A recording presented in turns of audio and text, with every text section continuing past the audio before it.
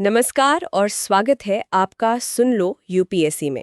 आज तारीख है 15 जुलाई 2025 और हम लेकर आए हैं दिन भर की वो तमाम ज़रूरी खबरें और उनका विश्लेषण जो आपकी यूपीएससी तैयारी के लिए बेहद अहम है। जी हाँ। आज हम कई महत्वपूर्ण विषयों पर बात करेंगे, जिनमें संवैधानिक नियुक्तियां जैसे गवर्नर और लेफ्टिनेंट गवर्नर्स की अपॉइंटमेंट शामिल हैं। बिल्कुल, और साथ ही हम जुडिशियल ओवरसाइट मतलब न्यायिक निरीक्षण पर भी चर्चा करेंगे, खासकर नीट पीजी परीक्षा के संदर्भ में। इंटरनेशनल रिलेशंस में बिम्स्टेक पोर्ट्स कॉन्क्लेव और यूएन की सस्टेनेबल डेवलपमेंट गोल्स यानी सतत विकास लक्ष्यों पर आई ताज़ा रिपोर्ट 2025, ये भी हमारे एजेंडा में है। हाँ, और अर्थव्यवस्था के मोर्चे पर डब्ल्यूपीआई इन्फ्लेशन के आंकड़े, नीति आयोग की ट्रेड वॉच रिपोर्ट और post office monthly income scheme यानी पीओएमआईएस जैसी योजनाओं पर भी बात होगी। और हम इंफ्रास्ट्रक्चर प्रोजेक्ट्स जैसे कर्नाटक में खुले नए सिंगंदूर ब्रिज और साइंस एंड टेक्नोलॉजी में भारत की उपलब्धियों जैसे एक्सियम 4 मिशन की वापसी और स्वदेशी प्रोस्थेसिस एडीडॉक के विकास को भी कवर करेंगे। अंत में डब्ल्यूईएफ एनर्जी ट्रांजिशन इंडेक्स में भारत की स्थिति पर भी एक नज़र डालेंगे और हमेशा की तरह कुछ ज़रूरी प्रीलिम्स फैक्ट्स और मेंस के लिए प्रैक्टिस क्वेश्चंस भी होंगे। और हाँ, तैयारी के इस लंबे सफ़र में आपको इंस्पायर करने के लिए कुछ मोटिवेशनल बातें भी होंगी। हमारा मकसद है आपको कॉम्प्रिहेंसिव तरीके से गहराई से हर पहलू समझाना। तो चलिए शुरू करते हैं आज का ये विस्तृत विश्लेषण। सबसे पहले बात करते हैं राज व्यवस्था, शासन और सामाजिक न्याय यानी polity, governance and social justice, जो जीएस पेपर 2 का एक महत्वपूर्ण हिस्सा है। राज व्यवस्था, शासन और सामाजिक न्याय, polity, governance and social justice, GS paper 2। तो पहली खबर है हाल के कुछ संवैधानिक नियुक्तियों से जुड़ी हुई। हरियाणा के नए राज्यपाल गवर्नर नियुक्त हुए हैं प्रोफेसर आशिम कुमार घोष। जी। और गोवा में ये जिम्मेदारी मिली है पुष्पति अशोक गजापति राजू को। ये टीडीपी के एक वरिष्ठ नेता हैं। इसके साथ ही केंद्र शासित प्रदेश लद्दाख के नए उपराज्यपाल लेफ्टिनेंट गवर्नर बनाए गए हैं कविंदर गुप्ता। ये तीनों ही नियुक्तियां भारत के राष्ट्रपति द्वारा संविधान के आर्टिकल 155 यानी अनुच्छेद 155 के तहत की गई हैं। आर्टिकल 155, अनुच्छेद 155, जरा इसके बारे में थोड़ा विस्तार से बताएं, ये अनुच्छेद क्या कहता है? हाँ, बिल्कुल। देखिए, आर्टिकल 155 बहुत सीधा और स्पष्ट है। ये कहता है कि the governor of a state shall be appointed by the president bye warrant under his hand and seal.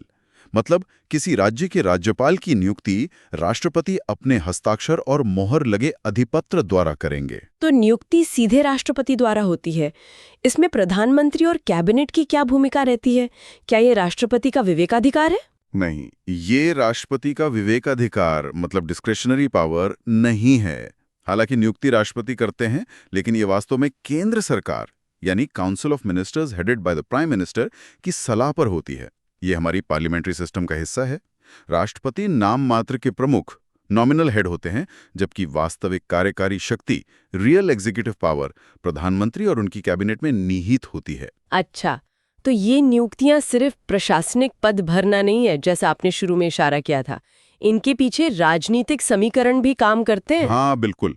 इन नियुक्तियों को, खासकर हालिया नियुक्तियों को अगर हम राजनीतिक परिप्रेक्ष्य से देखें तो काफी कुछ समझ आता है। जैसे गोवा में अशोक गजपति राजू जी की नियुक्ति।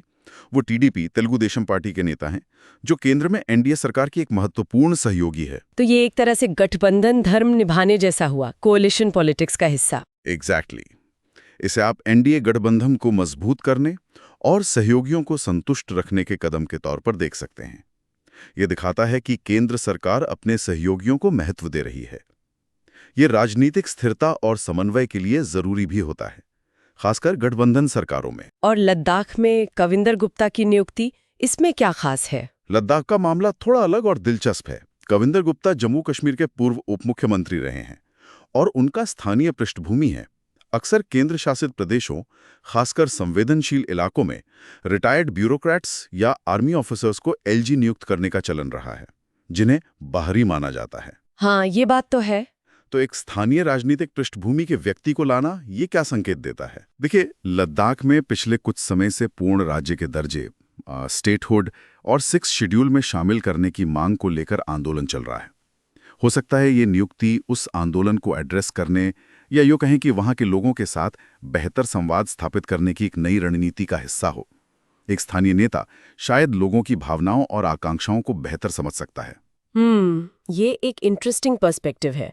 मतलब ये नियुक्तियां सिर्फ कॉन्स्टिट्यूशनल फॉर्मेलिटी नहीं है, बल्कि इनमें स्ट्रेटेजिक पॉलिटिकल मैसेजिंग भी छिपी होती है। निश्चित रूप से ये केंद्र राज्य संबंधों, संघवाद, फेडरलिज्म और क्षेत्रीय राजनीति, रीजनल पॉलिटिक्स के डायनामिक्स को समझने के लिए महत्वपूर्ण केस स्टडीज हैं। यूपीएससी एस्पिरेंट्स को इन नियुक्तियों को सिर्फ फैक्ट के तौर पर नहीं, बल्कि इनके पीछे के अंडरलाइंग पॉलिटिकल और स्ट्रेटेजिक कॉन्टेक्स्ट के साथ देखना चाहिए। सही कहा आपने। इससे जुड़े और भी पहलू हैं, जैसे राज्यपाल की भूमिका, उनकी शक्तियां, केंद्र राज्य संबंधों में उनका स्थान, सरकारिया कमीशन और पुंछी कमीशन की सिफारिशें। इन सब पर भी ध्यान देना जरूरी है। बिल्कुल। गवर्नर का पद अक्सर विवादों में भी रहा है, खासकर उनकी डिस्क्रिशनरी पावर्स को लेकर। आर्टिकल 163 सरकार बनाने में भूमिका, राष्ट्रपति शासन की सिफारिश आर्टिकल 356, बिलों को आरक्षित करना आर्टिकल 200, ये सब ऐसे क्षेत्र हैं जहां राज्यपाल की भूमिका क्रिटिकल हो जाती है और अक्सर केंद्र और राज्य के बीच टकराव का कारण भी बनती है। तो इन नियुक्तियों का विश्लेषण करते समय इन सभी संवैधानिक और राजनीतिक आयामों को ध्यान में रखना होगा। जी हाँ, ये सिर्फ नाम याद रखने का सवाल नहीं, बल्कि प्रोसेस, पॉलिटिक्स और इम्प्लीकेशंस को समझने का सवाल है। चलिए, अब जीएस पेपर 2 के तहत ही एक और अहम मामले पर आते हैं, जुडिशियल ओवरसाइट और एग्जामिनेशन ट्रांसपेरेंसी। ये मामला जुड़ा है नीट पीजी परीक्षा से। हाँ, ये आजकल काफी चर्चा में है। सुप्रीम कोर्ट यानी अपना सर्वोच्च न्यायालय 3 अगस्त को 3 अगस्त कुछ याचिकाओं पर सुनवाई करने वाला है। ये याचिकाएं किस बारे में है? क्या मांग कर रहे हैं याचिकाकर्ता? ये याचिकाएं मूलतः नीट पीजी परीक्षा की जो मूल्यांकन प्रक्रिया है, इवैल्यूएशन प्रोसेस, उसमें ज्यादा पारदर्शिता, ट्रांसपेरेंसी लाने की मांग कर रही हैं।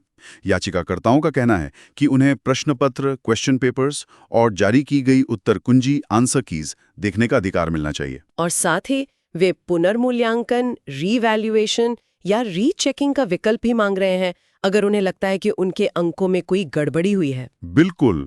उनका तर्क है कि इतनी बड़ी और महत्वपूर्ण परीक्षा में जहां लाखों छात्रों का भविष्य दांव पर होता है, वहां प्रक्रिया पूरी तरह से पारदर्शी और जवाबदेह होनी चाहिए। उन्हें ये जानने का हक है कि उनका मूल्यांकन कैसे हुआ। ये तो काफी वाजिब मांग लगती है।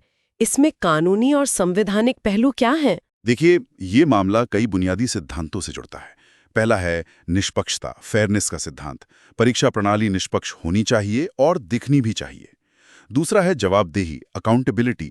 परीक्षा आयोजित करने वाली संस्था, जो कि एक एडमिनिस्ट्रेटिव बॉडी है, उसे अपनी प्रक्रियाओं के प्रति जवाबदेह होना चाहिए। और तीसरा शायद सूचना का अधिकार, right to information act 2005। Exactly. RTI act के तहत नागरिकों को सार्वजनिक प्राधिकरणों से जानकारी प्राप्त करने का अधिकार है। परीक्षा संचालन निकाय भी इसके दायरे में आते हैं। छात्रों का ये कहना है कि उन्हें अपनी आंसर शीट्स और मूल्यांकन प्रक्रिया जानने का अधिकार आरटीआई के तहत भी मिलना चाहिए। हालांकि इसमें कुछ सीमाएं हो सकती हैं, जैसे गोपनीयता का पहलू। तो सुप्रीम कोर्ट का इसमें क्या रोल हो सकता है? क्या कोर्ट परीक्षा प्रक्रिया में सीधे हस्तक्षेप करेगा? जनरली सुप्रीम कोर्ट या कोई भी अदालत परीक्षा आयोजित करने वाली संस्थाओं के अकादमिक मामलों या मूल्यांकन प्रक्रिया में सीधे हस्तक्षेप करने से बचती है। कोर्ट्स एक्सपर्टीज का सम्मान करते हैं और मानते हैं कि इवैल्यूएशन का काम विशेषज्ञों का है। हाँ, ये तो स्थापित सिद्धांत है। लेकिन कोर्ट ये जरूर सुनिश्चित करता है कि प्रक्रिया मनमानी, आर्बिट्रेरी ना हो और वो प्राकृतिक न्याय के सिद्धांतों, प्रिंसिपल्स ऑफ नेचुरल जस्टिस का पालन करें। अगर कोर्ट को लगता है कि प्रक्रिया में पारदर्शिता की कमी है या वो निष्पक्ष नहीं है या किसी नियम का उल्लंघन हुआ है, तो वो हस्तक्षेप कर सकता है और निर्देश जारी कर सकता है। तो इस मामले में कोर्ट का फोकस प्रक्रियात्मक निष्पक्षता, प्रोसीजरल फेयरनेस पर ज्यादा रहेगा। हाँ, लगता तो यही है। कोर्ट शायद ये देखने की कोशिश करेगा कि क्या मौजूदा प्रक्रिया छात्रों के साथ न्याय कर रही है, क्या इसमें ट्रांसपेरेंसी बढ़ाने की गुंजाइश है, क्या रीवैल्यूएशन का विकल्प देना संभव और व्यवहारिक है बिना पूरी परीक्षा प्रणाली को बाधित किए। ये एक तरह का संतुलन साधने वाला काम होगा, छात्रों के अधिकार और परीक्षा प्रणाली की अखंडता के बीच। बिल्कुल। ये मामला एडमिनिस्ट्रेटिव लॉ और कॉन्स्टिट्यूशनल लॉ दोनों के नजरिए से महत्वपूर्ण है। ये दिखाता है कि कैसे जुडिशियल रिव्यू का इस्तेमाल प्रशासनिक कार्यों, एडमिनिस्ट्रेटिव एक्शंस को संविधान और कानून के दायरे में रखने के लिए किया जाता है। और यूपीएससी एस्पिरेंट्स के लिए इसमें क्या टेक अवे है? उनके लिए ये समझना जरूरी है कि right to information, principles of natural justice, judicial review की सीमाएं और एडमिनिस्ट्रेटिव डिस्क्रेशन जैसे कॉन्सेप्ट्स व्यवहार में कैसे काम करते हैं। ये केस स्टडी दिखाता है कि शासन में पारदर्शिता और जवाबदेही कितनी महत्वपूर्ण है, खासकर शिक्षा और सार्वजनिक सेवाओं जैसे क्षेत्रों में। मतलब ये सिर्फ एक परीक्षा का मामला नहीं, बल्कि गवर्नेंस के बड़े सिद्धांतों से जुड़ा है। जी हाँ, और ये भी कि कैसे नागरिक अपने अधिकारों के लिए न्यायिक प्रणाली का दरवाजा खटखटा सकते हैं। अंतर्राष्ट्रीय संबंध, इंटरनेशनल रिलेशंस, जीएस पेपर 2। चलिए अब रुख करते हैं अंतर्राष्ट्रीय संबंधों की ओर। जीएस पेपर 2 का एक और महत्वपूर्ण खंड। हाल ही में विशाखापत्तनम में दूसरी बिम्स्टेक पोर्ट्स कॉन्क्लेव संपन्न हुई। बिम्स्टेक यानी bay of Bengal initiative for multi sectoral technical and economic cooperation. हाँ, ये एक महत्वपूर्ण आयोजन था, खासकर भारत की क्षेत्रीय कूटनीति के लिहाज से। बिम्स्टेक में बंगाल की खाड़ी के आसपास के 7 देश शामिल हैं: भारत, बांग्लादेश, म्यांमार, श्रीलंका, थाईलैंड, नेपाल और भूटान। और इस पोर्ट्स कॉन्क्लेव का मुख्य उद्देश्य क्या था? जैसा कि नाम से ही जाहिर है, इसका मुख्य फोकस सदस्य देशों के बंदरगाहों के बीच सहयोग बढ़ाना था। एम था रीजनल मैरिटाइम कोऑपरेशन, यानी क्षेत्रीय समुद्री सहयोग को मजबूत करना, और इसके जरिए सदस्य देशों के बीच आपसी व्यापार, इंट्रा रीजनल ट्रेड को बढ़ावा देना। मैरिटाइम कोऑपरेशन आजकल वैसे भी काफी फोकस में है, तो इस कॉन्क्लेव में किन खास मुद्दों पर चर्चा हुई? कई अहम मुद्दों पर बात हुई। एक प्रमुख फोकस था ब्लू इकोनॉमी पर, यानी नीली अर्थव्यवस्था। इसका मतलब है समुद्री संसाधनों का सतत उपयोग, sustainable use of ocean resources, आर्थिक विकास, बेहतर आजीविका और रोजगार के लिए, साथ ही समुद्री पारिस्थितिकी तंत्र के स्वास्थ्य को बनाए रखते हुए। ब्लू इकोनॉमी, ये टर्म आजकल काफी सुनने को मिलता है। हाँ बिल्कुल, बिम्स्टेक देशों के लिए, जिनकी लंबी तट रेखाएं हैं, ब्लू इकोनॉमी में अपार संभावनाएं हैं। Fisheries, aquaculture, maritime transport, coastal tourism, renewable energy like offshore wind, marine biotechnology, सब कुछ इसमें आता है। कॉन्क्लेव में इस पोटेंशियल को कैसे अनलॉक किया जाए, इस पर विचार विमर्श हुआ। और लॉजिस्टिक्स के बारे में भी कुछ बात हुई, सस्टेनेबल लॉजिस्टिक्स। जी हाँ, सतत लॉजिस्टिक्स, सस्टेनेबल लॉजिस्टिक्स भी एक की थीम था। मतलब सामान को एक जगह से दूसरी जगह पहुंचाने की प्रक्रिया को ज्यादा एफिशिएंट, कॉस्ट इफेक्टिव और एनवायरमेंटली फ्रेंडली कैसे बनाया जाए। इसमें बंदरगाहों का आधुनिकीकरण, digitisation of port operations, customs procedures को सरल बनाना और मल्टी मोडल कनेक्टिविटी यानी सड़क, रेल, जलमार्ग को जोड़ना शामिल है। आपने मल्टी मॉडल कनेक्टिविटी की बात की, तो क्या Kaladan multi modal transit transport project जैसे विशिष्ट प्रोजेक्ट्स पर भी चर्चा हुई? बिल्कुल, कालादान प्रोजेक्ट बिम्स्टेक के तहत कनेक्टिविटी बढ़ाने का एक फ्लैगशिप प्रोजेक्ट है। ये भारत के कोलकाता बंदरगाह को म्यांमार के सितवे बंदरगाह से समुद्र के रास्ते, फिर सितवे से पलेतवा तक कालादान नदी के जरिए और फिर पलेतवा से भारत के मिजोरम तक सड़क मार्ग से जोड़ने की परियोजना है। अच्छा, ये तो काफी एम्बिशियस प्रोजेक्ट लगता है। तेजी से पूरा करने और इनसे जुड़े चैलेंजेस को दूर करने पर जोर दिया गया। इस कॉन्क्लेव का भारत के लिए क्या महत्व है? ये हमारी विदेश नीति से कैसे जुड़ता है? ये भारत की 2 प्रमुख विदेश नीति पहलों, नेबरहुड फर्स्ट और एक्ट ईस्ट को जमीनी हकीकत में बदलने का एक ठोस प्रयास है। नेबरहुड फर्स्ट के तहत भारत अपने पड़ोसी देशों के साथ संबंधों को प्राथमिकता देता है और एक्ट ईस्ट पॉलिसी का उद्देश्य दक्षिण पूर्व एशिया और उससे आगे के देशों के साथ इंगेजमेंट बढ़ाना है। और बिम्स्टेक इन दोनों के बीच एक पुल का काम करता है। और क्योंकि सार्क यानी south Asian association for regional cooperation Pakistan की वजह से ज्यादा फाल नहीं रह गया है, बिम्स्टेक का महत्व भारत के लिए और भी बढ़ गया है। ये भारत को अपने पूर्वी पड़ोसियों के साथ व्यापार, कनेक्टिविटी और सुरक्षा सहयोग बढ़ाने का एक वैकल्पिक मंच प्रदान करता है। तो ये कॉन्क्लेव एक तरह से बिम्स्टेक को और मजबूत करने की दिशा में एक कदम है। निश्चित रूप से, जब सदस्य देशों के पोर्ट्स आपस में बेहतर तरीके से जुड़ेंगे, सहयोग करेंगे, तो व्यापार बढ़ेगा, लोगों का आना जाना बढ़ेगा और पूरा क्षेत्र आर्थिक रूप से एकीकृत होगा। ये सभी सदस्य देशों के हित में है और भारत इसमें एक लीडिंग रोल निभा रहा है। ये मैरीटाइम डोमेन में रीजनल इंटीग्रेशन का एक अच्छा उदाहरण है। यूपीएससी के लिहाज से बिम्स्टेक की संरचना, उसके सदस्य देश, प्रमुख परियोजनाएं और भारत के लिए उसका स्ट्रैटेजिक महत्व, ये सब जानना जरूरी है। बिल्कुल। और साथ ही ब्लू इकोनॉमी और सस्टेनेबल लॉजिस्टिक्स जैसे कॉन्सेप्ट्स को भी समझना होगा, क्योंकि ये अब ग्लोबल डिस्कोर्स का हिस्सा बन चुके हैं। अंतर्राष्ट्रीय संबंधों में ही एक और सकारात्मक खबर है। United Nations sustainable development goals report 2025 जारी हुई है और इसमें भारत के लिए कुछ अच्छी बातें हैं। जी हाँ, ये काफी उत्साहजनक है। इस रिपोर्ट के अनुसार भारत पहली बार एसडीजी इंडेक्स के टॉप 100 देशों में शामिल हो गया है। भारत की रैंक है 99। टॉप 100 में आना ये तो वाकई एक उपलब्धि है। एसडीजी इंडेक्स क्या मापता है?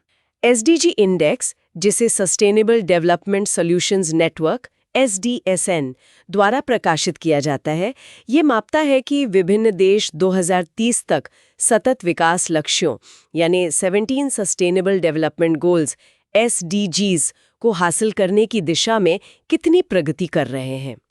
ये 17 लक्ष्य गरीबी, भूखमरी, स्वास्थ्य, शिक्षा, लैंगिक समानता, स्वच्छ पानी, ऊर्जा, आर्थिक विकास, जलवायु परिवर्तन जैसे कई क्षेत्रों को कवर करते हैं। तो भारत की 99th रैंक ये दिखाती है कि हमने समग्र रूप से अच्छी प्रगति की है। किन क्षेत्रों में खासतौर पर सुधार हुआ है? रिपोर्ट के अनुसार भारत ने खासकर SDG 1 नो पॉवर्टी, गरीबी उन्मूलन, SDG 3 good health and wellbeing, स्वास्थ्य और कल्याण, और SDG 7 affordable and clean energy, सस्ती और स्वच्छ ऊर्जा में महत्वपूर्ण प्रगति की है। अच्छा, तो गरीबी कम करने, स्वास्थ्य सेवाओं को बेहतर बनाने और क्लीन एनर्जी को बढ़ावा देने में हमें सफलता मिली है। हाँ, और इसका श्रेय काफी हद तक भारत सरकार द्वारा चलाई जा रही प्रमुख राष्ट्रीय योजनाओं, फ्लैगशिप नेशनल प्रोग्राम्स को दिया जा सकता है, जैसे गरीबी उन्मूलन के लिए direct benefit transfer DBT, MNREGA, MGNREGA, राष्ट्रीय खाद्य सुरक्षा अधिनियम NFSA जैसी योजनाएं। और स्वास्थ्य के क्षेत्र में आयुष्मान भारत योजना, बिल्कुल, आयुष्मान भारत PMJ ने स्वास्थ्य बीमा कवरेज बढ़ाने में मदद की है। साथ ही टीकाकरण कार्यक्रम, इंस्टीट्यूशनल डिलीवरीज को बढ़ावा देना, इन सब का भी असर हुआ है। और SDG 7 यानी क्लीन एनर्जी में प्रगति के पीछे उज्ज्वला योजना, LPG कनेक्शन, सौभाग्य योजना बिजली कनेक्शन और सौर ऊर्जा मिशन, नेशनल सोलर मिशन का बड़ा योगदान है। स्वच्छ Bharat mission SDG 6 clean water and sanitation और जल जीवन मिशन SDG 6 ने भी स्वच्छता और पीने के पानी की उपलब्धता में सुधार किया है, जिसका असर स्वास्थ्य और समग्र विकास पर पड़ता है। ये तो काफी सकारात्मक तस्वीर है, लेकिन क्या कुछ चुनौतियां भी हैं? किन क्षेत्रों में हमें और काम करने की जरूरत है? हाँ, चुनौतियां भी हैं और रिपोर्ट उन्हें भी उजागर करती है। जैसे SDG 2 जीरो हंगर, भूखमरी समाप्त करना में हमारी प्रगति उतनी अच्छी नहीं है। माल न्यूट्रिशन, खासकर बच्चों में स्टंटिंग और वेस्टिंग अभी भी एक बड़ी समस्या है। ये चिंता का विषय है। और इसके अलावा कुछ शासन संकेतकों, गवर्नेंस इंडिकेटर्स में भी चुनौतियां बनी हुई हैं।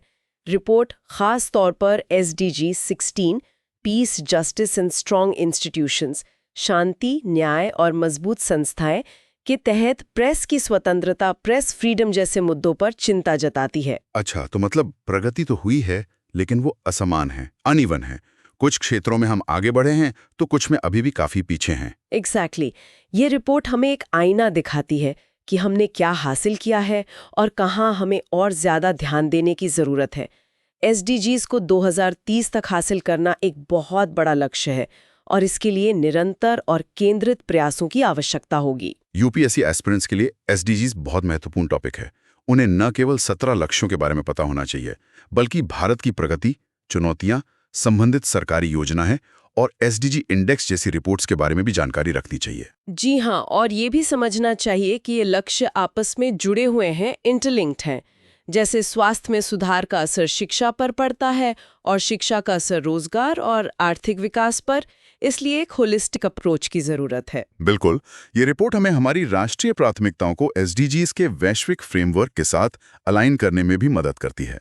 अर्थव्यवस्था और बुनियादी ढांचा, economy and infrastructure, GS paper 3। चलिए बात करते हैं भारतीय अर्थव्यवस्था और बुनियादी ढांचे की, जो GS पेपर 3 का कोर एरिया है। पहली खबर है महंगाई के आंकड़ों से जुड़ी।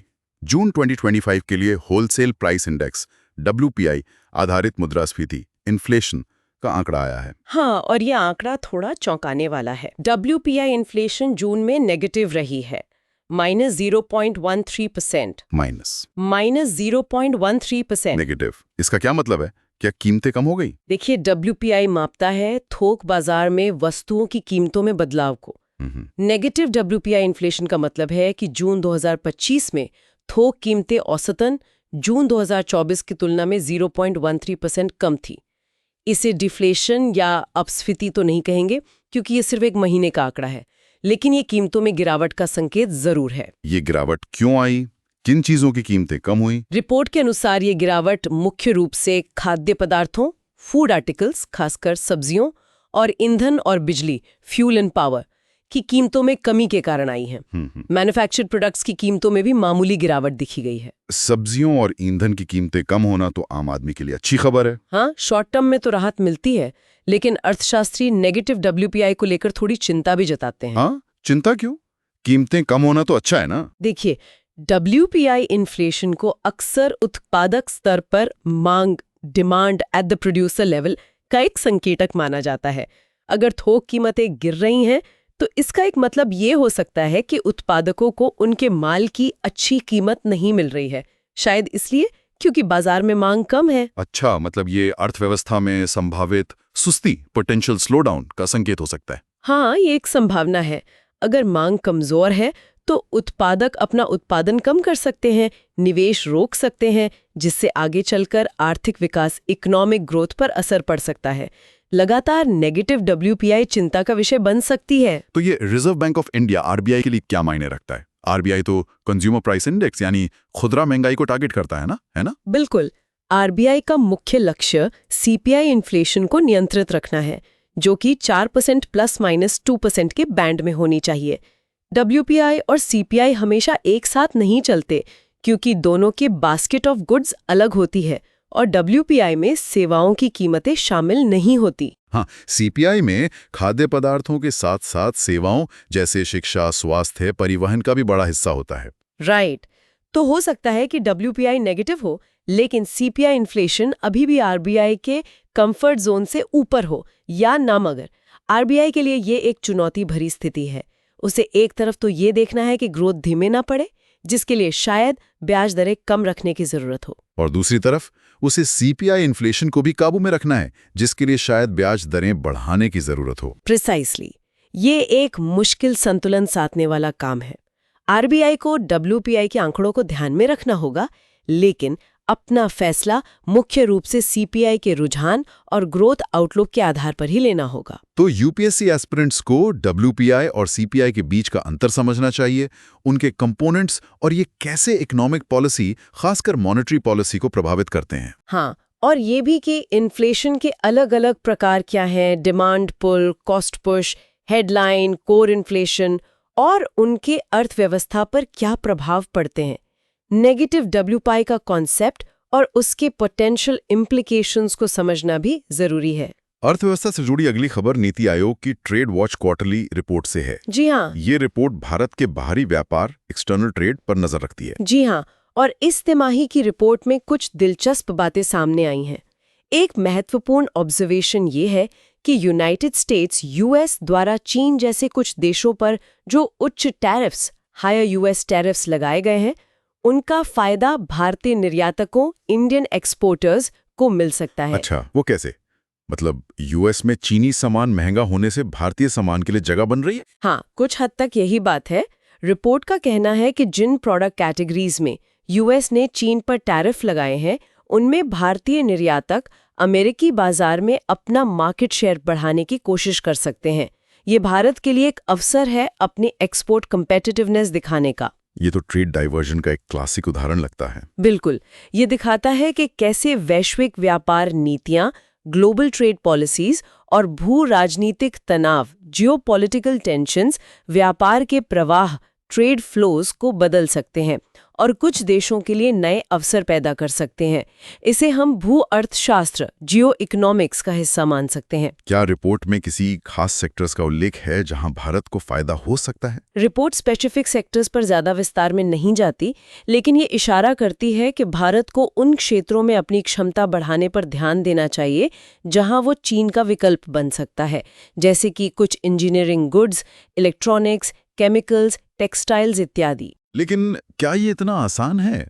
क्या भारतीय निर्यातक इस अवसर का फायदा उठाने के लिए पूरी तरह तैयार हैं? ये एक बड़ा सवाल है। सिर्फ टैरिफ लगना काफी नहीं है।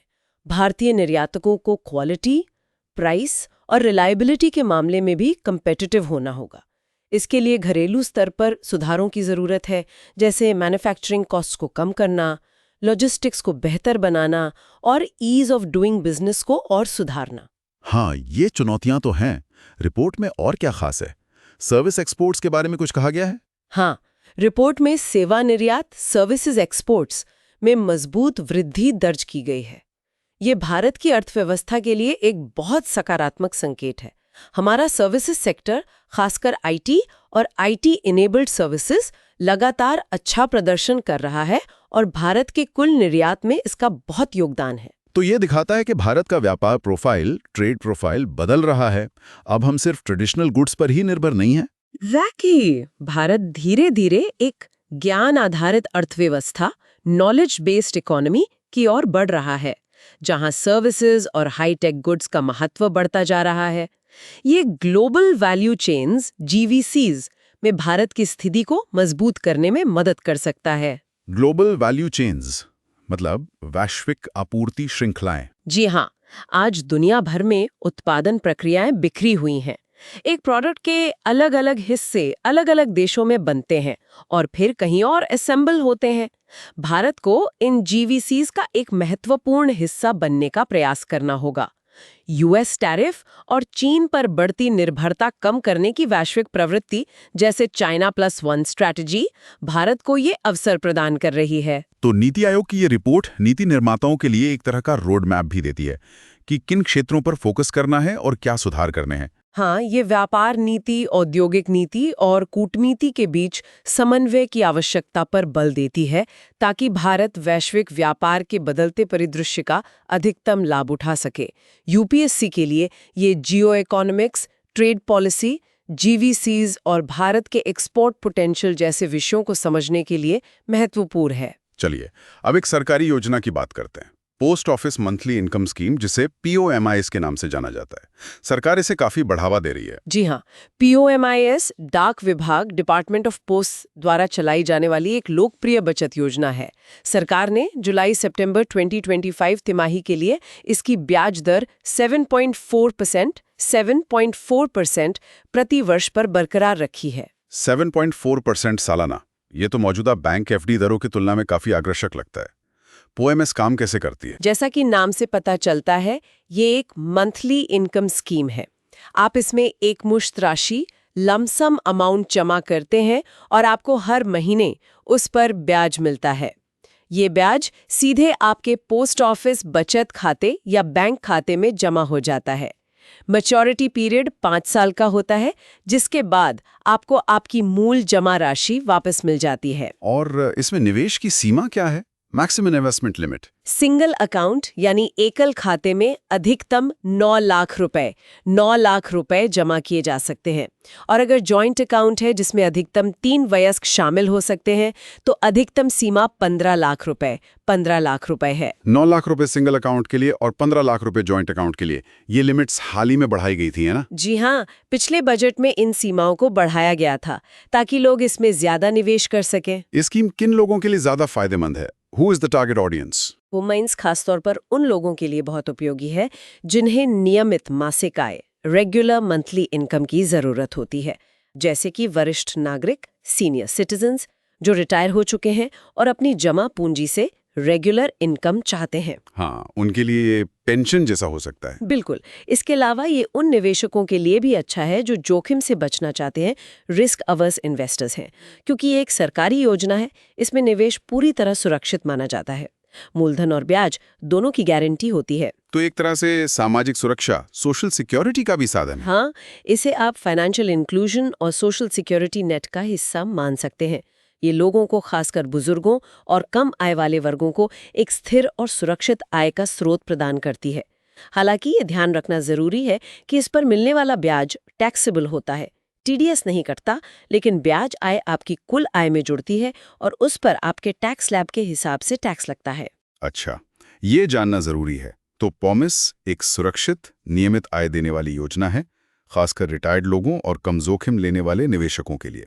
यूपीएससी के नजरिए से ये financial inclusion, social security schemes और स्मॉल सेविंग्स इंस्ट्रूमेंट्स जैसे टॉपिक्स के तहत आता है। जी हाँ, और ये दिखाता है कि सरकार कैसे डाकघरों के विशाल नेटवर्क का उपयोग वित्तीय सेवाएं आम लोगों तक पहुंचाने के लिए कर रही है। अब बुनियादी ढांचा, इंफ्रास्ट्रक्चर की तरफ बढ़ते हैं। हाँ, कर्नाटक में हाल ही में सिगंदूर ब्रिज का उद्घाटन हुआ है। इसके बारे में कुछ बताइए। हाँ, ये काफी महत्वपूर्ण प्रोजेक्ट है। सिगंदूर ब्रिज कर्नाटक के शिमोगा और उत्तर कन्नड़ जिलों को जोड़ता है। ये शरवती नदी के बैकवाटर पर बना है। इसकी खासियत क्या है? ये कोई आम पुल तो नहीं लगता? नहीं, ये केबल स्टेट ब्रिज है और ये 2.44 किलोमीटर लंबा है। इसके साथ ही ये भारत का दूसरा सबसे लंबा केबल स्टेट ब्रिज बन गया है। भारत का दूसरा सबसे लंबा केबल स्टेट ब्रिज, पहला कौन सा है? हालांकि पुल की कुल लंबाई ज्यादा है। सिगंदूर ब्रिज की केबल स्टेट स्पैन लंबाई के मामले में ये देश में दूसरे स्थान पर है। Note, there might be newer, longer bridges. This info is based on the provided context. Cable stayed bridge क्या होते हैं, जरा सरल शब्दों में समझाएं। जरूर। केबल स्टेट ब्रिज में पुल का जो डेक होता है जिस पर गाड़ियां चलती हैं, वो सीधे टावर्स या पाइलॉन से जुड़े केबल्स के जरिए लटका होता है। ये केबल्स टावर से सीधे डेक के अलग-अलग पॉइंट्स पर जुड़े होते हैं, अक्सर एक पंखे जैसे पैटर्न, फैन पैटर्न या समानांतर पैटर्न, पैरेलल हाफ पैटर्न में। ये डिजाइन बड़े स्पैन या दूरी को कवर करने की अनुमति देता है और देखने में भी काफी आकर्षक होता है।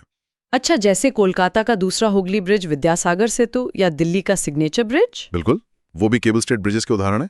सिगंदूर ब्रिज का बनना उस क्षेत्र के लिए क्यों महत्वपूर्ण है? इस पुल का सबसे बड़ा फायदा है कनेक्टिविटी में सुधार।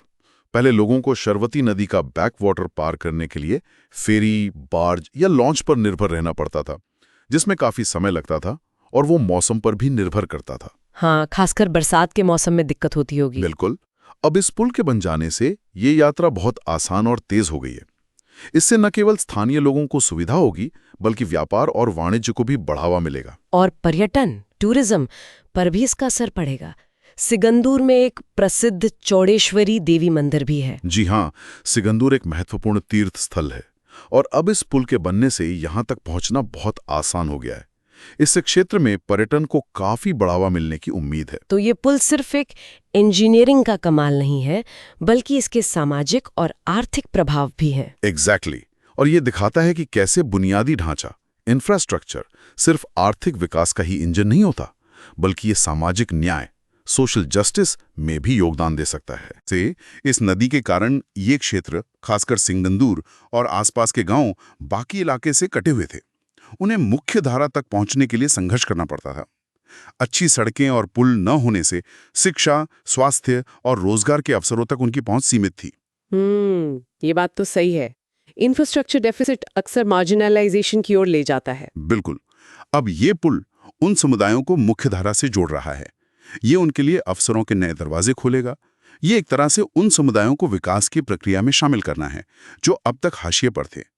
इसीलिए हम कह सकते हैं कि ये पुल सामाजिक न्याय स्थापित करने में भी एक भूमिका निभा रहा है। ये बहुत महत्वपूर्ण बिंदु है।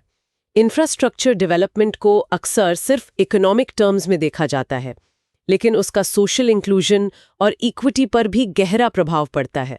यूपीएससी एस्पिरेंट्स को इंफ्रास्ट्रक्चर प्रोजेक्ट्स का मूल्यांकन करते समय इन मल्टी डिमेंशनल इम्पैक्ट्स को ध्यान में रखना चाहिए: economic, social, environmental and strategic. हाँ, और शिंगारदूर ब्रिज जैसे उदाहरण ये दिखाते हैं कि कैसे टारगेटेड इंफ्रास्ट्रक्चर इन्वेस्टमेंट पिछड़े क्षेत्रों के विकास को गति दे सकता है और रीजनल डिस्पैरिटीज को कम करने में मदद कर सकता है। विज्ञान, प्रौद्योगिकी और पर्यावरण, साइंस, टेक्नोलॉजी एंड एनवायरनमेंट। जी हाँ, अब आते हैं साइंस, टेक्नोलॉजी और एनवायरनमेंट से जुड़ी खबरों पर। पहली खबर अंतरिक्ष क्षेत्र से है। इंडियन एयरफोर्स यानी आईएएफ के ग्रुप कैप्टन शुभांशु शुक्ला पृथ्वी पर लौट आए हैं। जी हाँ, group captain Shukla Axiom 4 X four mission के हिस्से के रूप में इंटरनेशनल स्पेस स्टेशन आईएसएस पर गए थे और अब सफलतापूर्वक अपना मिशन पूरा करके वापस आ गए हैं। से निजी व्यक्तियों और अन्य देशों के अंतरिक्ष यात्रियों को आईएसएस पर ले जाने के लिए मिशन आयोजित करता है। अच्छा, तो ग्रुप कैप्टन शुक्ला इस प्राइवेट मिशन का हिस्सा थे। ये भारत के अंतरिक्ष कार्यक्रम से कैसे जुड़ा है? हाँ, ये भारत के महत्वाकांक्षी गगनयान मिशन यानी भारत के पहले मानव अंतरिक्ष उड़ान कार्यक्रम के लिए एक बहुत महत्वपूर्ण कदम है। हालांकि एक्स4 मिशन आईएसआरओ का नहीं था। ग्रुप कैप्टन शुक्ला की भागीदारी आईएसआरओ और एक्सियम स्पेस के बीच एक सहयोग का हिस्सा थी। तो इसका मकसद गगनयान के लिए तैयारी करना था। बिल्कुल। इस मिशन के जरिए भारत को कई फायदे हुए। पहला, ग्रुप कैप्टन शुक्ला जो गगनयान के संभावित अंतरिक्ष यात्रियों में से एक हैं, उन्हें आईएसएस पर रहने और काम करने का प्रत्यक्ष अनुभव मिला। उन्होंने वहां माइक्रोग्रेविटी यानी सूक्ष्म गुरुत्वाकर्षण की स्थिति में कई प्रयोग भी किए। माइक्रोग्रेविटी में प्रयोग ये गगनयान के लिए कैसे उपयोगी है? देखिए, मानव शरीर माइक्रोग्रेविटी में अलग तरह से व्यवहार करता है। गगनयान मिशन के लिए ये समझना बहुत जरूरी है कि लंबे समय तक अंतरिक्ष में रहने का अंतरिक्ष यात्रियों के स्वास्थ्य पर क्या असर पड़ेगा। ग्रुप कैप्टन शुक्ला द्वारा किए गए प्रयोगों से इस बारे में बहुमूल्य डेटा मिलेगा। इसके अलावा उन्होंने आईएसएस पर जीवन रक्षक प्रणालियों, लाइफ सपोर्ट सिस्टम्स और अन्य उपकरणों के संचालन का भी अनुभव प्राप्त किया। तो ये एक तरह से एस्ट्रोनॉट ऑपरेशंस की ट्रेनिंग भी होगी। एग्जैक्टली। ये मिशन इसरो को मानव अंतरिक्ष उड़ान की जटिलताओं जैसे अंतरिक्ष यात्री प्रशिक्षण, मिशन संचालन, स्वास्थ्य निगरानी और पृथ्वी पर वापसी और रिकवरी को समझने में मदद करेगा। ये गगनयान मिशन की सफलता के लिए क्रूशल अनुभव प्रदान करता है। ये आईएसआरओ की रणनीति का भी हिस्सा लगता है, जहां वो अपनी क्षमताओं को तेजी से विकसित करने के लिए निजी क्षेत्र, प्राइवेट सेक्टर और अंतर्राष्ट्रीय सहयोग का लाभ उठा रहा है। हाँ, बिल्कुल। ह्यूमन स्पेस फ्लाइट एक बहुत जटिल और महंगा प्रयास है। एक्सियम स्पेस जैसी कंपनियों के साथ साझेदारी करके इसरो अपनी लर्निंग कर्व को छोटा कर सकता है और गगनयान मिशन को तेजी से आगे बढ़ा सकता है। ये दिखाता है कि भारत का अंतरिक्ष कार्यक्रम अब केवल सरकारी प्रयासों तक ही सीमित नहीं है, बल्कि इसमें प्राइवेट प्लेयर्स और इंटरनेशनल कोलैबोरेशन की भी महत्वपूर्ण भूमिका है। तो ग्रुप कैप्टन शुभांशु शुक्ला की वापसी गगनयान मिशन के लिए एक मील का पत्थर है। निश्चित रूप से ये भारत की मानव अंतरिक्ष उड़ान क्षमता, ह्यूमन स्पेस फ्लाइट कैपेबिलिटी के विकास में एक अहम पड़ाव है और ये गगनयान मिशन के जल्द लॉन्च होने की उम्मीदों को और पुख्ता करता है। यूपीएससी के लिए गगनयान मिशन, भारत का अंतरिक्ष कार्यक्रम, इसरो की उपलब्धियां, निजी क्षेत्र की भूमिका और अंतर्राष्ट्रीय सहयोग जैसे विषय बहुत महत्वपूर्ण हैं। हाँ, और साथ ही माइक्रोग्रेविटी रिसर्च और उसके अनुप्रयोगों को भी समझना होगा। साइंस और टेक में अगली खबर मेक इन इंडिया पहल से जुड़ी है और ये स्वास्थ्य सेवा क्षेत्र से है। जी हाँ, ये एक बहुत ही प्रेरणादायक खबर है। Defence research and development laboratory DRDL Hyderabad, जो DRDO की एक लैब है, और एम्स बीबीनगर तेलंगाना ने मिलकर एक स्वदेशी कम लागत वाली उन्नत carbon fibre foot prosthesis, low cost advanced carbon fibre foot prosthesis विकसित की है। प्रोस्थेसिस यानी कृत्रिम पैर, और ये कार्बन फाइबर से बना है। हाँ, कार्बन फाइबर एक बहुत हल्का लेकिन मजबूत मटेरियल होता है। इसका इस्तेमाल अक्सर हाई परफॉर्मेंस एप्लीकेशंस जैसे एरोस्पेस, स्पोर्ट्स कार्स और अब एडवांस्ड प्रोस्थेटिक्स में भी होता है। कार्बन फाइबर प्रोस्थेसिस एम्प्यूटीज को ज्यादा नेचुरल गेट, चलने का तरीका और बेहतर मोबिलिटी प्रदान करते हैं। लेकिन ये तो काफी महंगे होते होंगे। बिल्कुल। अभी तक इस तरह के एडवांस्ड प्रोस्थेटिक फीट ज्यादातर आयात इंपोर्ट करने पड़ते थे और उनकी कीमत लगभग 2 लाख रुपए या उससे भी ज्यादा होती थी। 2 लाख रुपए? ये तो आम आदमी की पहुंच से बाहर है। एग्जैक्टली। यहीं पर DRDL और AIMS बीबीनगर का ये विकास महत्वपूर्ण हो जाता है। उन्होंने जो प्रोस्थेसिस विकसित की है उसका नाम ADDOC रखा गया है और उम्मीद है कि इसकी लागत 20,000 रुपए से भी कम होगी। 2 लाख रुपए से घटकर 20,000 रुपए से कम, ये तो जबरदस्त कमी है। हाँ, ये लगभग 90% की कमी है। ये फ्रूगल इनोवेशन का एक बेहतरीन उदाहरण है, यानी कम लागत में उच्च तकनीक विकसित करना ताकि वो ज्यादा से ज्यादा लोगों के लिए सुलभ, एक्सेसिबल हो सके। ADDOC नाम का कोई खास मतलब है? हाँ, ADDOC का मतलब है advanced defence inspired durable orthotic composite. ये नाम इसके विकास में DRDL के योगदान को दर्शाता है। डिफेंस इंस्पायर्ड मतलब इसमें रक्षा प्रौद्योगिकी का इस्तेमाल हुआ है? जी हाँ, DRDL मुख्य रूप से मिसाइल सिस्टम और एरोस्पेस टेक्नोलॉजी पर काम करता है। उन्होंने कार्बन फाइबर कंपोजिट मटेरियल बनाने में जो विशेषज्ञता हासिल की है, उसी का इस्तेमाल इस प्रोस्थेसिस को बनाने में किया गया है। ये दिखाता है कि कैसे रक्षा प्रौद्योगिकी, डिफेंस टेक्नोलॉजी का उपयोग नागरिक अनुप्रयोगों, सिविलियन एप्लीकेशंस, खासकर स्वास्थ्य सेवा जैसे क्षेत्रों में किया जा सकता है। इसे टेक्नोलॉजी ट्रांसफर या स्पिन ऑफ भी कहते हैं। ये तो रक्षा और चिकित्सा विज्ञान, defence technology and medical science के बीच तालमेल, सिनर्जी का एक शानदार उदाहरण है। बिल्कुल, और इसका सबसे बड़ा फायदा उन हजारों लोगों को मिलेगा जिन्हें पैर कटने के बाद प्रोस्थेसिस की जरूरत होती है। अब उन्हें एक एडवांस्ड, लाइटवेट और ड्यूरेबल प्रोस्थेसिस बहुत ही किफायती दाम पर मिल सकेगा। ये उनके जीवन की गुणवत्ता, क्वालिटी ऑफ लाइफ में सुधार लाएगा और उन्हें सामाजिक और आर्थिक रूप से सशक्त, सोशली एंड इकोनॉमिकली एम्पावर्ड बनाएगा। ये मेक इन इंडिया और आत्मनिर्भर भारत अभियानों के लिए भी एक बड़ी सफलता है। निश्चित रूप से ये दिखाता है कि भारत में उच्च तकनीक वाले मेडिकल उपकरण बनाने की क्षमता है। यह आयात पर हमारी निर्भरता कम करेगा और स्वास्थ्य सेवा को और ज्यादा अफोर्डेबल बनाएगा। यूपीएससी के लिए ये frugal innovation, make in India, technology transfer, defence technology applications, health care accessibility और सोशल एम्पावरमेंट जैसे मुद्दों से जुड़ता है। वाकई इडीडॉक एक उम्मीद जगाने वाला विकास है। और अब पर्यावरण से जुड़ी एक खबर। वर्ल्ड इकोनॉमिक फोरम यानी WEF ने अपना एनर्जी ट्रांजिशन इंडेक्स ETI 2025 जारी किया है। इसमें भारत की क्या स्थिति है? इस साल के इंडेक्स में भारत 118 देशों में 71वें स्थान पर है। 71st rank. पिछले साल की तुलना में ये कैसा है? पिछले साल यानी ETI 2024 में भारत की रैंक 63वीं थी। तो इस साल हमारी रैंकिंग में 8 स्थानों की गिरावट आई है। ओ, ये तो चिंता की बात है। गिरावट क्यों आई? ETI किन पैमानों पर देशों को रैंक करता है? ETI 2 मुख्य आयामों पर देशों के ऊर्जा प्रणालियों का मूल्यांकन करता है। पहला, सिस्टम परफॉर्मेंस यानी वर्तमान ऊर्जा प्रणाली कितनी प्रभावी है। इसमें energy security and access, environmental sustainability और इकोनॉमिक डेवलपमेंट एंड ग्रोथ जैसे पहलू आते हैं। दूसरा, ट्रांजिशन रेडीनेस यानी देश भविष्य के ऊर्जा संक्रमण, एनर्जी ट्रांजिशन के लिए कितने तैयार हैं। इसमें capital and investment, regulation and political commitment, infrastructure and innovative business environment जैसे कारक शामिल हैं। तो भारत इन पैमानों पर पिछड़ गया। देखिए, रिपोर्ट मानती है कि भारत ने ऊर्जा तक पहुंच, एनर्जी एक्सेस में काफी प्रगति की है, जैसे सौभाग्य योजना, और नवीकरणीय ऊर्जा, रिन्यूएबल एनर्जी क्षमता स्थापित करने में भी भारत दुनिया के अग्रणी देशों में है। हमारा सोलर एनर्जी प्रोग्राम काफी सफल रहा है। हाँ, भारत ने रिन्यूएबल एनर्जी के एम्बिशियस टारगेट्स रखे हैं। बिल्कुल, लेकिन कुछ चुनौतियां भी हैं जो शायद हमारी रैंकिंग में गिरावट का कारण बनी है। एक बड़ी चुनौती है हमारी ऊर्जा प्रणाली की कोयले पर अत्यधिक निर्भरता, हाई कोल डिपेंडेंसी।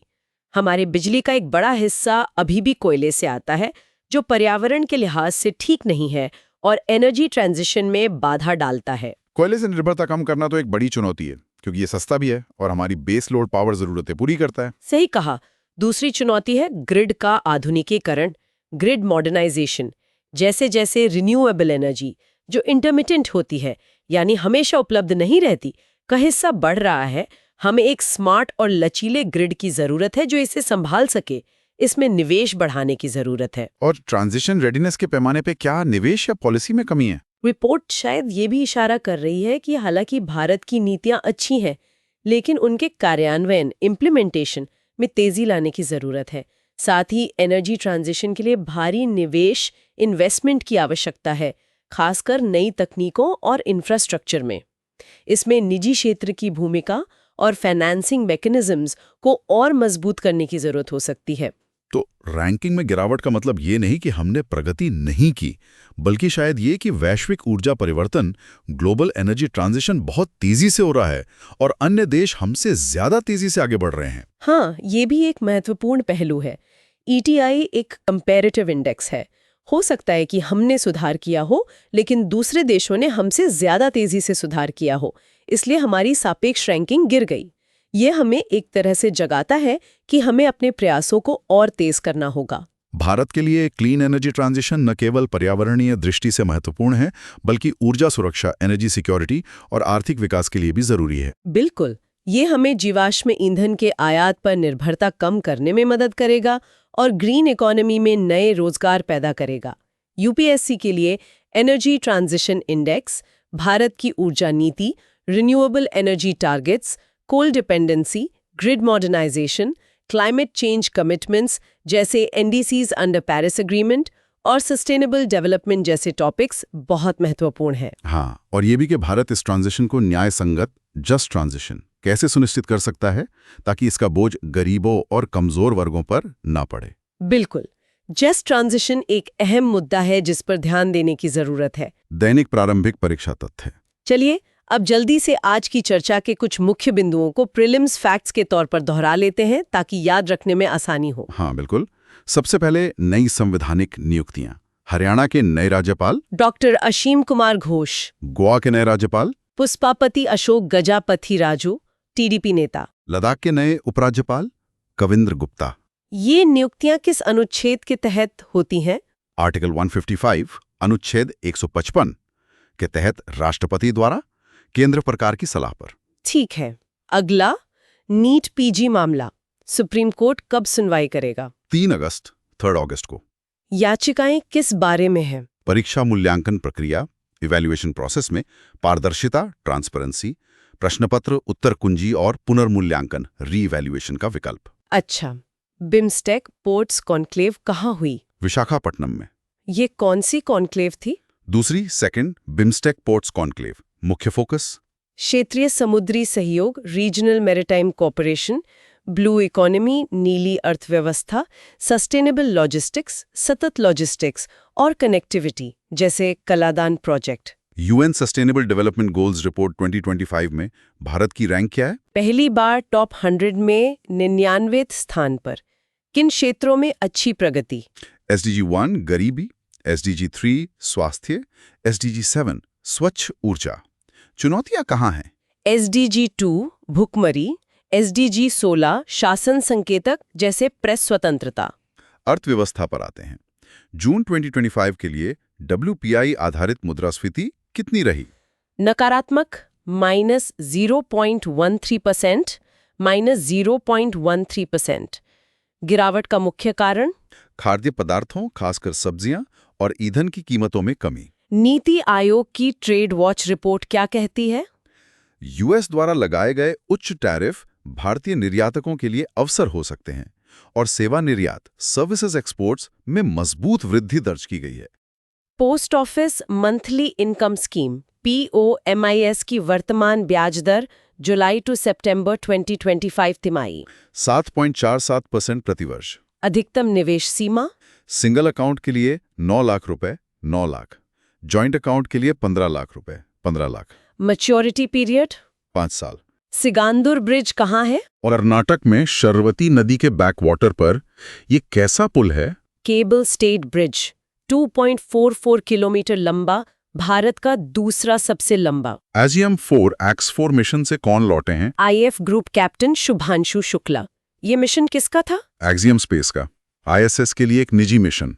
ये गगनयान के लिए क्यों महत्वपूर्ण है? अंतरिक्ष यात्री अनुभव, माइक्रोग्रेविटी प्रयोग और मानव अंतरिक्ष उड़ान क्षमता विकास के लिए। स्वदेशी, कम लागत वाली कार्बन फाइबर फुट प्रोस्थेसिस का क्या नाम है? अडीडोक।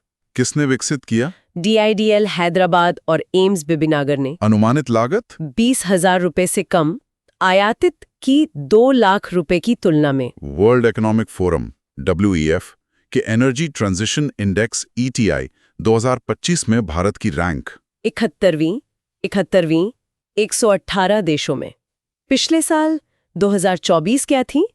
63rd 63वीं। गिरावट के संभावित कारण? कोयले पर निर्भरता, ग्रिड आधुनिकीकरण की धीमी गति, अन्य देशों का तेजी से आगे बढ़ना। मुख्य परीक्षा अभ्यास प्रश्न। ये थे कुछ अहम प्रीलिम्स फैक्ट्स। अब मेंस की तैयारी के लिए भी कुछ अभ्यास प्रश्न देख लेते हैं जो आज की चर्चा पर आधारित है। हाँ, ये जरूरी है कि आप इन टॉपिक्स को एनालिटिकल पर्सपेक्टिव से भी समझें। पहला सवाल जीएस पेपर 2 से हो सकता है। प्रश्न 1, राज्यपाल का पद केवल एक संवैधानिक औपचारिकता नहीं है, बल्कि यह केंद्र राज्य संबंधों और गठबंधन की राजनीति को आकार देने में एक महत्वपूर्ण राजनीतिक भूमिका निभाता है। हालिया राज्यपाल नियुक्तियों के संदर्भ में इस कथन का समालोचनात्मक विश्लेषण करें। Discuss critically the statement. The office of the governor is not merely a constitutional formality, but plays a significant political role in shaping center-state relations and coalition politics. Analyze the statement in the context of recent gubernatorial appointments. 250 words. ये अच्छा सवाल है। इसमें article 155, राज्यपाल की भूमिका, राजनीतिक निहितार्थ और संबंधित आयोगों की सिफारिशों का उल्लेख करना होगा। बिल्कुल। दूसरा सवाल भी जीएस पेपर 2 से इंटरनेशनल रिलेशंस पर। प्रश्न 2, सार्क की तुलना में बिम्स्टेक भारत की नेबरहुड फर्स्ट और एक्ट ईस्ट नीतियों को आगे बढ़ाने के लिए एक अधिक प्रभावी मंच के रूप में उभर रहा है।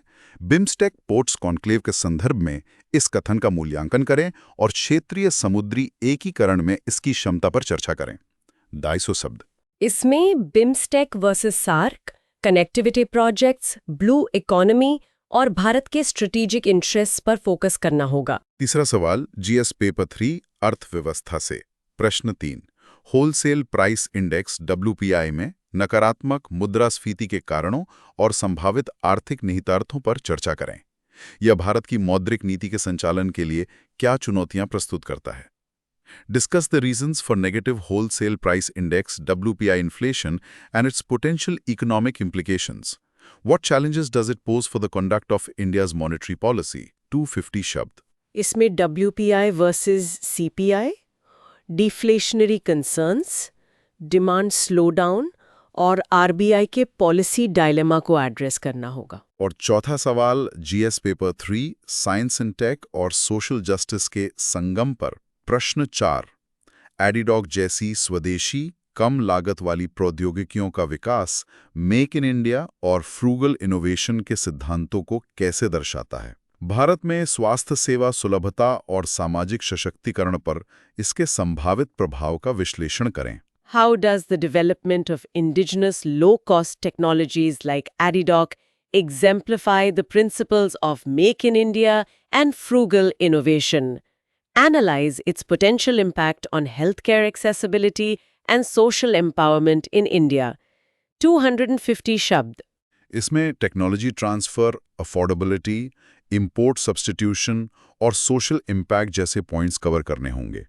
ये चारों ही सवाल काफी रेलेवेंट हैं और एस्पिरेंट्स को इनकी प्रैक्टिस करनी चाहिए। प्रेरणा यात्रा के लिए मोटिवेशन फॉर द जर्नी। आज हमने कई सारे महत्वपूर्ण विषयों पर विस्तार से चर्चा की। ये दिखाता है कि यूपीएससी सिलेबस कितना वास्ट और डायनामिक है, करंट अफेयर्स पर पकड़ बनाए रखना कितना जरूरी है। हाँ, और ये देखकर कभी-कभी एस्पिरेंट्स थोड़ा ओवरवेल्म्ड महसूस कर सकते हैं। इतनी सारी जानकारी, इतने सारे मुद्दे, कैसे सब कुछ याद रखें, कैसे सब कुछ समझें। बिल्कुल, ये स्वाभाविक है, लेकिन याद रखिए ये एक मैराथन है, स्प्रिंट नहीं। Consistency is the key. रोज थोड़ा-थोड़ा पढ़ना, समझना, एनालाइज करना और रिवाइज करना, यही सफलता का मंत्र है। और ये भी याद रखना जरूरी है कि आप अकेले नहीं हैं। लाखों एस्पिरेंट्स इसी सफर पर हैं, अपनी चुनौतियों का सामना कर रहे हैं, अपनी मंजिल की ओर बढ़ रहे हैं। सही कहा। Don't compare your journey with others. हर किसी की अपनी स्पीड होती है, अपनी स्ट्रेंथ्स और वीकनेसेस होती हैं। Focus on your own progress. अपनी छोटी छोटी सफलताओं को सेलिब्रेट करें। जब कभी निराशा हो तो याद करें कि आपने ये सफर क्यों शुरू किया था, आपका वाई क्या है। वो मोटिवेशन आपको आगे बढ़ने की ताकत देगा। और ज्ञान प्राप्त करने की प्रक्रिया को एंजॉय करें। ये सिर्फ एक परीक्षा पास करने के बारे में नहीं है, ये एक जागरूक, जिम्मेदार और सक्षम नागरिक और प्रशासक बनने के बारे में है। आज हमने जो भी डिस्कस किया, governance, international relations, economy, technology, ये सब हमारे देश और दुनिया को आकार दे रहे हैं। इन्हें समझना आपको एक बेहतर इंसान बनाता है। बिल्कुल, तो लगे रहिए, मेहनत करते रहिए, सीखते रहिए। आपकी मेहनत जरूर रंग लाएगी। Believe in yourself. अंतिम विचार, फाइनल प्रोवोकेटिव थॉट। आज की पूरी चर्चा के बाद एक विचारणीय प्रश्न जो मेरे मन में आ रहा है वो ये है, हमने देखा कि भारत के सामने वैश्विक अवसर हैं, जैसे यूएस टैरिफ बदलावों से निर्यात बढ़ाने का मौका। हमने ये भी देखा कि भारत तकनीकी नवाचार कर रहा है, जैसे आईडी-डॉक। लेकिन क्या भारत इन अवसरों का, इस पोटेंशियल का पूरी तरह से लाभ उठाने के लिए अपनी घरेलू चुनौतियों को पर्याप्त गति से संबोधित कर पा रहा है? आप किन चुनौतियों की बात कर रहे हैं? मैं बात कर रही हूँ उन बाधाओं की जो अक्सर हमारी प्रगति को धीमा कर देती हैं, जैसे कि मैन्युफैक्चरिंग में हाई कॉस्ट्स, हमारी लॉजिस्टिक्स इंफ्रास्ट्रक्चर में जो बॉटलनेक्स हैं, लाल फीताशाही और सबसे महत्वपूर्ण हमारी वर्कफोर्स में जरूरी स्किल्स की कमी, स्किल डेवलपमेंट का मुद्दा। क्या हम इन फंडामेंटल चैलेंजेस को उतनी तेजी से हल कर पा रहे हैं जितनी तेजी से दुनिया बदल रही है और अवसर पैदा हो रहे हैं? इस पर गंभीरता से सोचने की जरूरत है। इसी विचार के साथ आज के इस विश्लेषण को यहीं समाप्त करते हैं। उम्मीद है कि यह चर्चा आपके लिए उपयोगी रही होगी और यूपीएससी की तैयारी में आपकी मदद करेगी। ये सभी विषय परीक्षा की दृष्टि से अत्यंत महत्वपूर्ण है। इन्हें दोहराएं, इन पर और शोध करें और अपनी समझ को गहरा करें। अगर आपको हमारा ये प्रयास पसंद आया तो सुन लो यूपीएससी यूट्यूब चैनल को लाइक करना ना भूलें, अपने दोस्तों के साथ शेयर करें, अपने विचार कमेंट सेक्शन में बताएं और हाँ, चैनल को सब्सक्राइब जरूर करें ताकि आप कोई भी अपडेट मिस ना करें। रखिए, निरंतर प्रयास ही सफलता की कुंजी है। अपना ध्यान रखें और पढ़ते रहें। धन्यवाद। धन्यवाद।